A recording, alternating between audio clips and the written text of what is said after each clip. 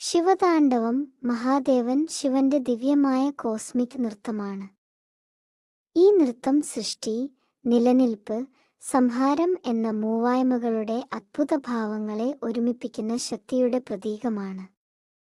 ശിവൻ ജഗത്തിൻ്റെയെല്ലാം സ്പന്ദനമാകുന്ന താളത്തിൽ നൃത്തം ചെയ്യുമ്പോൾ അവന്റെ ജടയിൽ നിന്ന് ഒഴുകുന്ന ഗംഗയും കഴുത്തിൽ ചുറ്റിയ നാഗരാജനും ഡമരുവിന്റെ നാദവും ലോകത്തിലെ ഊർജത്തിന്റെ ചക്രങ്ങളെ ഉണർത്തുന്നു.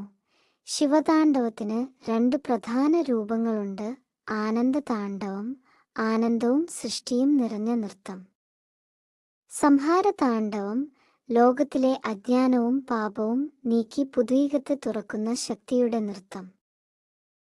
ഈ നൃത്തം ശിവന്റെ ക്രോധമല്ല, മറിച്ച് ജീവനും മരണവും മാറ്റുമെന്ന ബ്രഹ്മാണ്ടത്തിന്റെ നിത്യതാളം ആകുന്നു.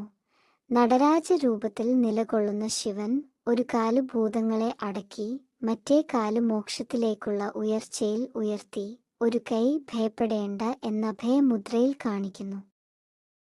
മറ്റേ കൈയിലെ അഗ്നി നാശത്തിന്റെ ശക്തിയെയും പുനർജന്മത്തിന്റെ സാധ്യതകളെയും സൂചിപ്പിക്കുന്നു.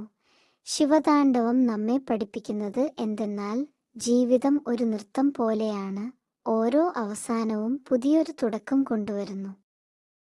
ലോകത്തിന്റെ ശക്തിയും താളവും സമത്വവും ശിവന്റെ ഈ ദിവ്യനൃത്തത്തിലാണ് ഒളിഞ്ഞിരിക്കുന്നത്. ഇതാണ് ശിവതാണ്ഡവം, ശിവശക്തിയുടെ അനന്തമായ മഹത്വത്തിന്റെ നിത്യസ്പന്ദനം.